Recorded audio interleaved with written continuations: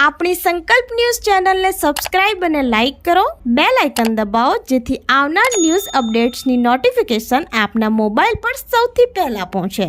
Like, subscribe and share the video. નમસ્કાર દર્શક મિત્રો, હું છું ગુજરાતી. સંકલ્પ ન્યૂઝમાં આપનું સ્વાગત છે. સમાચારની શરૂઆત કરતા પહેલા એક નજર આજના મુખ્ય સમાચાર પર.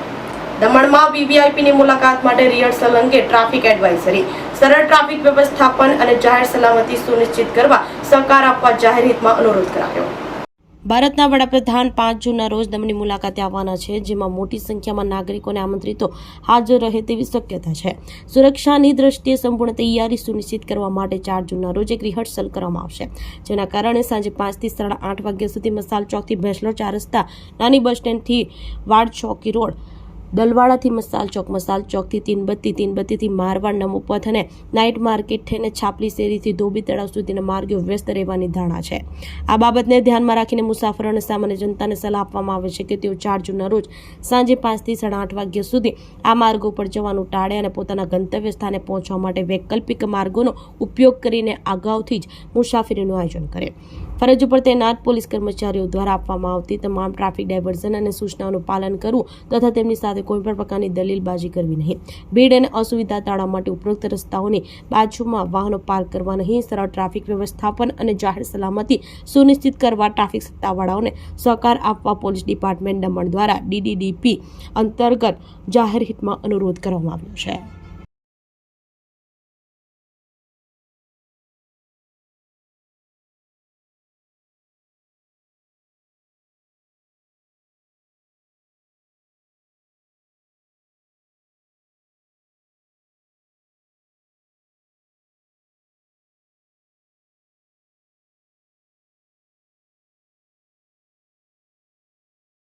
ઉમરગામ તાલુકા ભાજપ માજી ઉપપ્રમુખ અને ડેલી ગ્રામ પંચાયત સભ્ય તાલુકા પંચાયતમાં ભ્રષ્ટાચારના કર્યા આક્ષેપો.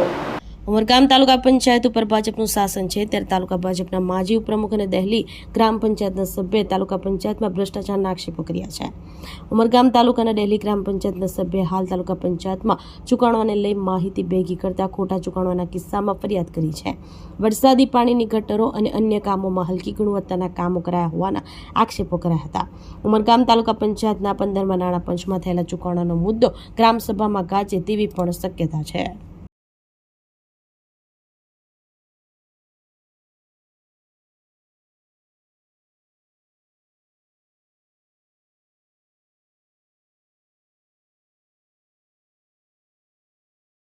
નાણાંનું ચૂકવણું ક્રિષ્ના કાર્ટિંગને ચૂકવવામાં આવેલ છે, જે તદ્દન ખોટું છે અને મેં આની રજૂઆત જિલ્લા વિકાસ અધિકારી તથા તાલુકા વિકાસ અધિકારી તથા તાલુકા પંચના પ્રમુખ શ્રી તથા આપણા લોકલાડીના ધારાસભ્ય શ્રી રમણભાઈ પાટકરને બી આની રજૂઆત કરી છે અને એની જલ્દીથી જલ્દી તપાસ કરીને સરપંચ ઉપર એક્શન લઈ એને જલ્દીથી એના હોદ્દા પરથી દૂર કરો.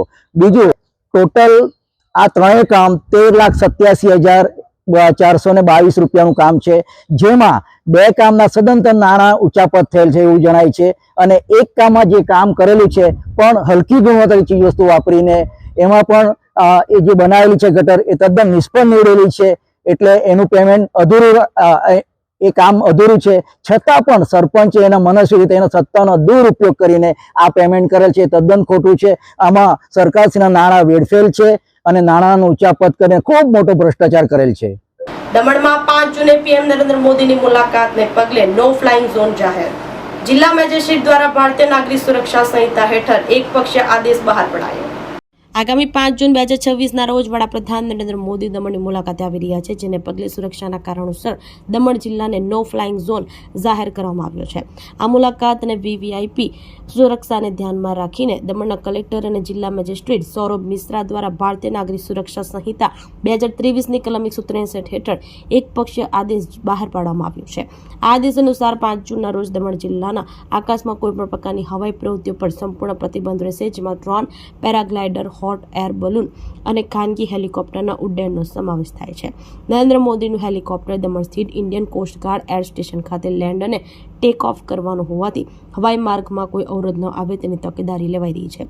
સ્થાનિક તંત્ર દ્વારા સામાન્ય જનતાને આ નિયમોનું સુસ્તપણે પાલન કરવા જણાવાયું છે અને જો કોઈ વ્યક્તિ આ આદેશનું ઉલ્લંઘન કરશે તો તેની સામે ભારતીય ન્યાય સંહિતા 2023ની કલમ 223 હેઠળ કડક કાયદાકીય કાર્યવાહી હાથ ધરવામાં આવશે.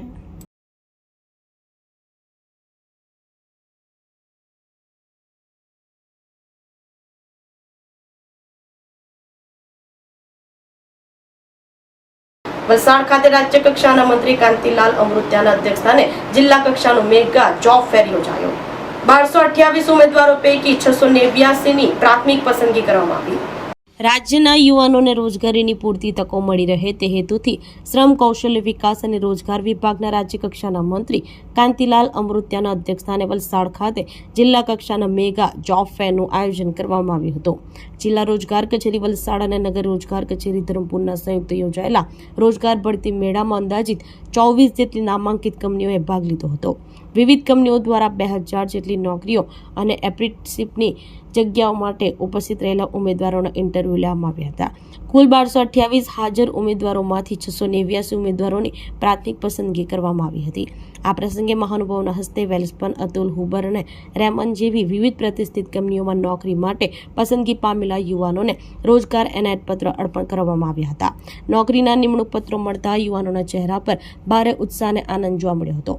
મંત્રીએ રોજગાર મેળા દ્વારા ભરતી પામેલા અરજદારોને અભિનંદન પાઠવતા કહ્યું હતું કે આ દેશના વડાપ્રધાન નરેન્દ્રભાઈનું સ્વપ્ન ભારતને વિશ્વગુરુ બનાવવાનું છે. આ કાર્યમાં ઉદ્યોગનો મોટો સહયોગ રહેલો છે. આવા ભરતી મેળાઓ દરેક યુવાઓ માટે ખૂબ જ મોટી રોજગારીની તક ઊભી કરે છે. મંત્રીએ વિવિધ કંપનીના સ્ટોલની મુલાકાત કરી નિરીક્ષણ કર્યું હતું. CJ દવે નાયબ નિયામક રોજગાર સુરત દ્વારા રોજગાર ભરતી મેળાઓનું મહત્વ સમજાવી સ્વાગત પ્રવચન કરવામાં આવ્યું હતું. વલસાડના ધારાસભ્ય ભરતભાઈ પટેલ અને ઉમરગામ ધારાસભ્ય રમણલાલ પાટકર દ્વારા કાર્યક્રમને અનુલક્ષીને પ્રાસંગિક ઉદ્બોધનો કરવામાં આવ્યા હતા, જેમાં તેઓએ રાજ્ય સરકારની રોજગારલક્ષી નીતિઓને જણાવી યુવાનોને તેમના ઉજ્જવળ ભવિષ્ય માટે શુભેચ્છા અને માર્ગદર્શન પાઠવ્યું હતું. કાર્યક્રમમાં જિલ્લા સંગઠન મહામંત્રી Kamlesh Patel, MC Gohil, deputy director રોજગાર અધિકારી Parul Patel, GM Bhutka, assistant labour commissioner, વિવિધ ITના આચાર્ય, કંપનીના પ્રતિનિધિઓ સહિત મોટી સંખ્યામાં રોજગાર વાંચો યુવાઓ ઉપસ્થિત રહ્યા હતા. જીવનમાં આપણે જો લક્ષ્ય રાખી તો મને એવું લાગે કે આપણે ધારી નહીં પહોંચીએ. અમારું ડિપાર્ટમેન્ટ આ પહેલી વાર આ દેશના વડાપ્રધાન મોદી નરેન્દ્રભાઈ, અમિતભાઈ અને રાજ્યના મુખ્યમંત્રી ભાઈ શ્રી ભૂપેન્દ્ર હર્ષભાઈ પહેલી વાર સસૂત્ર આપ્યું. એટલે એ અનુભવનો લાભ ગુજરાતના ભાઈઓને કેમ મળે ને ઉદ્યોગને કેમ મળે એ દ્રષ્ટિથી અમારે હાલવાનું હોય. તો આપણે આપણા ડિપાર્ટમેન્ટનું કામ શું હોય? કૌશલ્ય વિકાસ, એની ટીમ આવડત છે એને વધારે આપણે કઈ રીતે ડેવલપમેન્ટ કઈ રીતે રોજગારી મળે. PM નરેન્દ્ર મોદીજીના દમણ આગમન નિમિત્તે ગેલવાડ ગ્રામ પંચાયત દ્વારા વિશેષ જનસંપર્ક અને સફાઈ અભિયાન હાથ ધરાયું. PM નરેન્દ્ર મોદીના તારીખ 5 જૂન 2026ના રોજ દમણ આગમનના અવસરે ગેલવાડ ગ્રામ પંચાયત દ્વારા વિશેષ જનસંપર્ક અને સફાઈ અભિયાનનું આયોજન કરવામાં આવ્યું હતું. ગેલવાડના ચીકવાડી વિસ્તારમાં પંચાયતના સ્ટાફ મેમ્બરો અને જિલ્લા પંચાયતના મેમ્બરો સાથે મળીને સફાઈ કરવામાં આવી હતી. આ અભિયાનમાં સરપંચ હિતાક્ષીબેન જિગ્નેશકુમાર પટેલ, જિલ્લા પંચાયત સભ્ય અશોકકુમાર પ્રેમાભાઈ પટેલ તેમજ તમામ વોર્ડ સભ્યો દ્વારા ગામના વિવિધ વિસ્તારોમાં ઘરે ઘરે જઈને આમંત્રણ કાર્ડનું વિતરણ કરવામાં આવ્યું હતું અને ગ્રામજનોને PM નરેન્દ્ર મોદીના કાર્યક્રમમાં પરિવાર સાથે મોટી સંખ્યામાં ઉપસ્થિત રહી કાર્યક્રમને સફળ બનાવવા આમંત્રણ પાઠવવામાં આવ્યું હતું.